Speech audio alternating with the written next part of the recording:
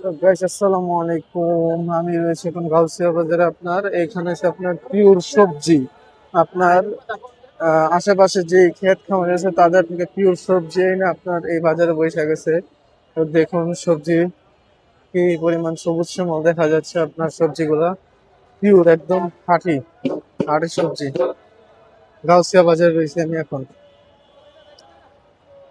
তা আমার কিছু কিনার নাই, যাই হোক আমি আপনাদেরকে দেখাচ্ছি। পিওর যারা নিতে আসবেন সকাল সকাল ফজর পর আসতে হবে এই গাউসিয়া মার্কেট। সবজি কিনতে হলে আপনার এই গাউসিয়া মার্কেটে চলে আসতে হবে। পিওর খাঁটি।